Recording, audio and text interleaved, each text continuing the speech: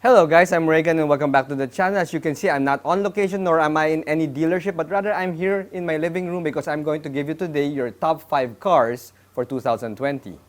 Let's do this!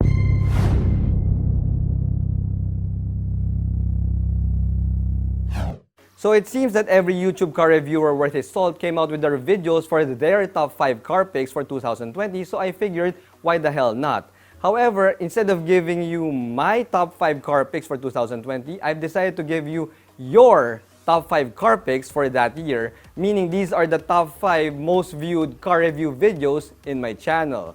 This means that instead of giving you, my own car picks, this is going to be a recap of the top 5 most viewed car reviews in Reagan's Rides, because in the end, what you want is what truly matters. Since I'm a fairly new car review channel and a small one at that, the results of these top 5 most viewed videos were pretty surprising and indicative of the general automotive landscape.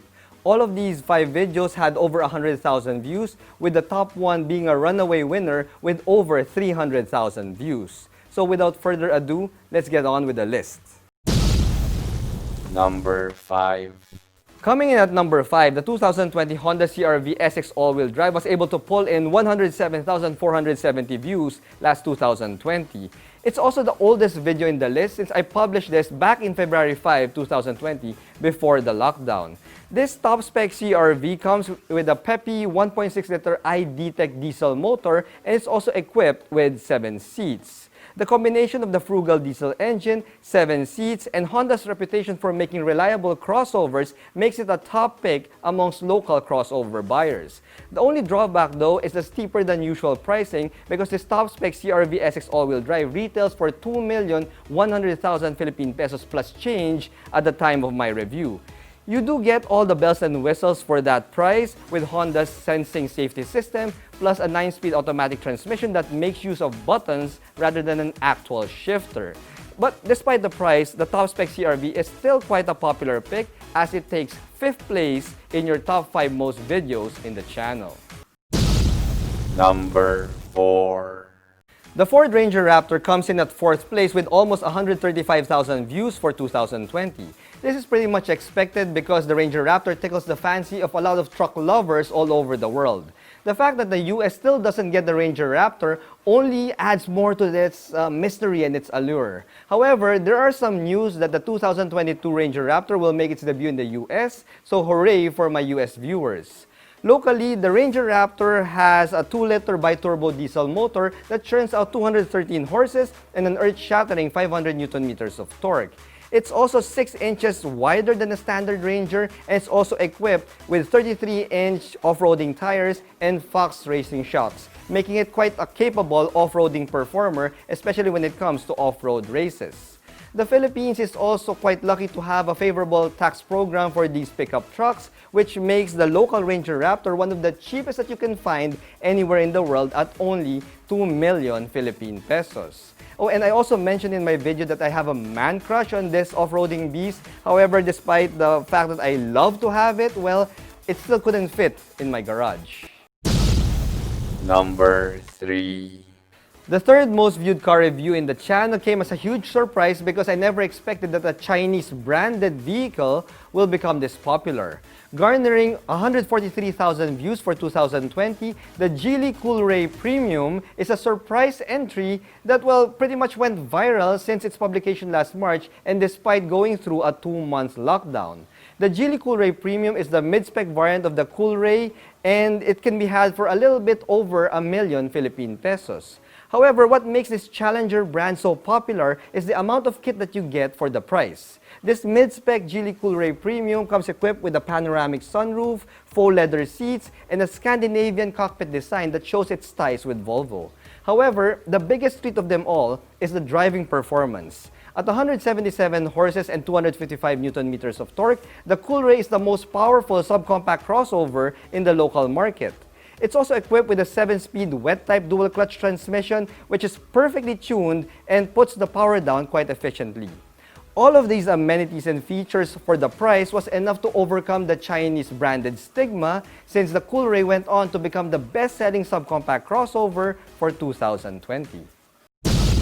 Number 2. The second most viewed video for 2020 is also the youngest video in the list since I only published it mid-October last year. Despite this late arrival, it didn't phase the popularity of this review video because it's all about the heavily refreshed Toyota Fortuner LTD, also known as the Legender. The Fortuner LTD was launched in mid-October, and I was fortunate enough to have the opportunity to do a review video a few days after that virtual launch. Special thanks to Toyota Valenzuela for that awesome support and opportunity to film that review video. In the remaining 45 days of 2020, the Fortuner LTD review video garnered nearly 150,000 views, proving that the Philippines is still very much a Toyota country. The top-spec Fortuner LTD sports a totally different front and rear exterior design, opting for a sleeker and sportier body kit versus the lower variants, which looks more like a mild refresh from the previous generation. The top-spec Fortuner LTD also has ample kit, tech, and goodies with a 360-degree view camera as its biggest convenience upgrade. The engine has also been uprated to 201 horses and 500 Nm of torque, keeping it abreast with other 7-seater pickup-based SUVs in the market, most notably the offerings from Ford. All of these improvements, however, come at a price, with the top-spec Fortuner LTD now retailing for a shocking 2,414,000 Philippine pesos. That makes it one of the most expensive 7-seater pickup-based SUVs in the market, but hey, it's a Toyota. Number 1. Now, the number one most reviewed car review video in the channel is also the runaway winner, garnering 332,000 views since its publication just last September 2020. That's pretty much 100,000 views per month, which is pretty phenomenal, guys, especially for a small channel like mine. Now, this top award goes to the Toyota Hilux Conquest 4x4, which was heavily refreshed for 2020. I'd like to give a special thanks also to Toyota Valenzuela for giving me that opportunity to review this legendary truck. Now, this Hilux Conquest 4x4 was heavily beefed up for 2020, making it more of a match for the Ford Ranger Raptor, at least when it comes to road presence.